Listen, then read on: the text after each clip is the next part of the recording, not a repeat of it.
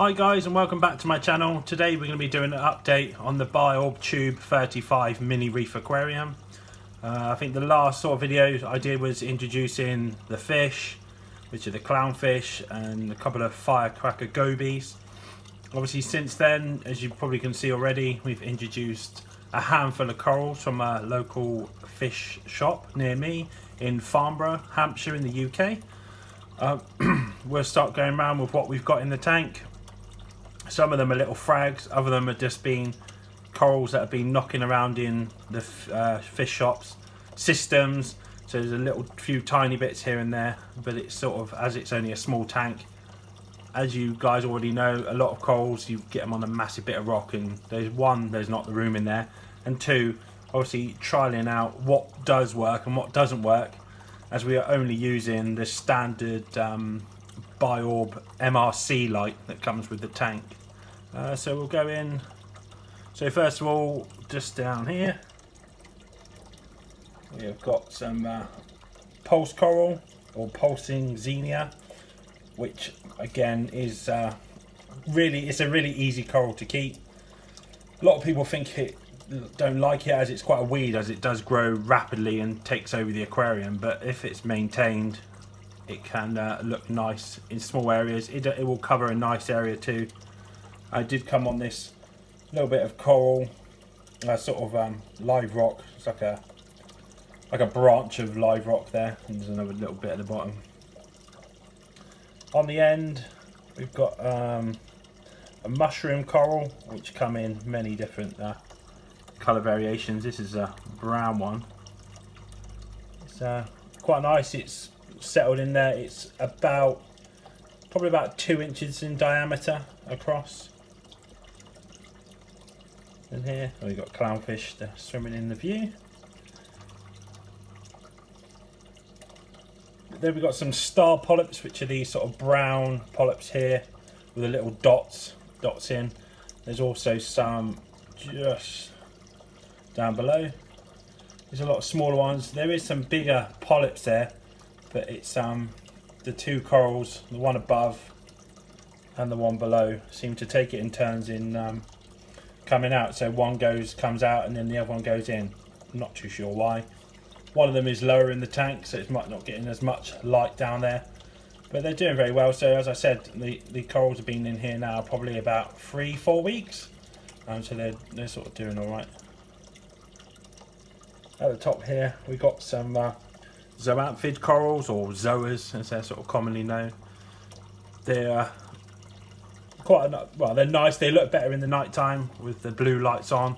Look great, but even still, you know, we're trying to keep it natural and not too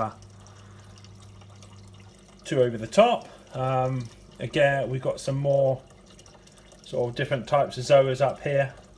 In the top bit, another bit of pulsing coral. Sort of give it a bit of a spread out and see where it works best. So if I decide to get some more, we've got different corals at different heights to see where they'll grow in the best. Some of them have been glued on using Reef safe glue, which is very handy. Sets instantly, which is a bonus. Dab a bit on, stick it on, happy days, you're off. At the top then we've got, I think just here, zoom out a little bit, not the best, snails in the way. We've got a cabbage leather coral, I think it's called. Again, these are tiny little frags that were knocking around in the fish shop system, which they sort of just given to me, or at a small price, to give it a whirl, see what happens in the tank. So moving down, we've got a few more zoas there. Again, these were tiny little bits which was shriveled up floating around the system, which I've glued into place, and they've come up quite nice. And we've got a small leather coral in there, which you can see all the little polyps are fully extended, so I'm taking that as it's very happy of where it is. Considering the light is only the Biorb light, obviously it's something maybe we might change later on, but for now, you know, to keep it all looking nice and contained, it does fit flush and it does look nice. So the corals are doing okay at the moment, I think. Well, they look happy, but obviously we can change that later on.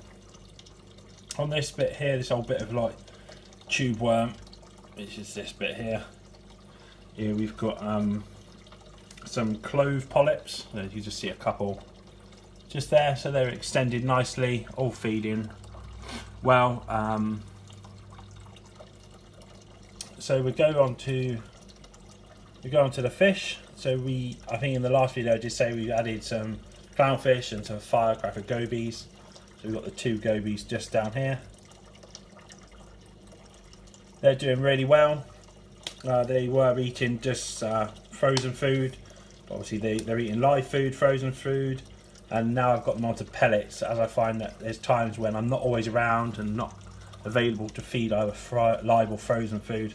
So they're on the Vitalis Aquatic Nutrition Marine Pellets Extra Small.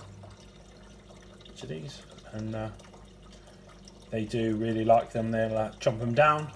Same with the clownfish. They eat exactly the same thing. They do like them. So like I said, this tank is just using the standard Biorb MCR Light, which goes through sort of like a daylight to nighttime cycle.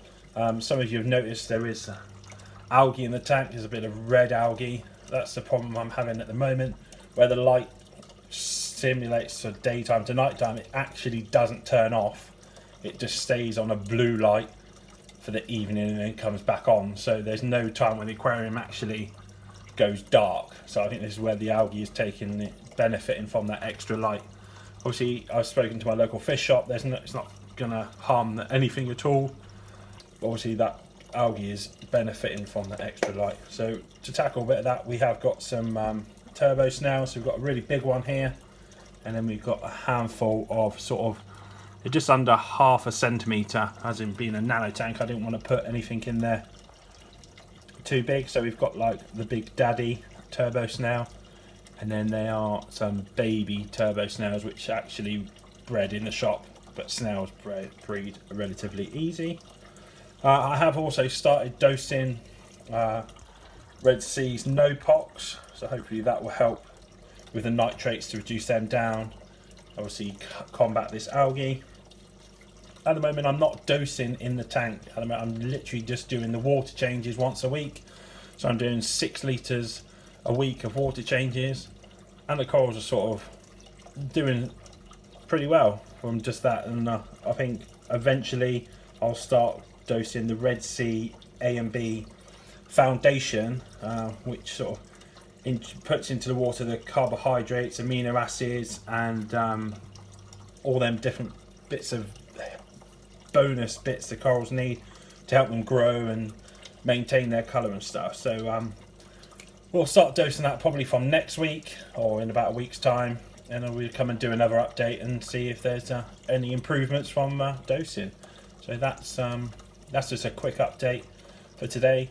If you like what you see or listening to, please subscribe, give us a like, hit that bell for notifications for any other videos updated. I tried to do at least one a week or one every 2 weeks. Obviously we're seeing how it goes. Keep fish keeping, guys.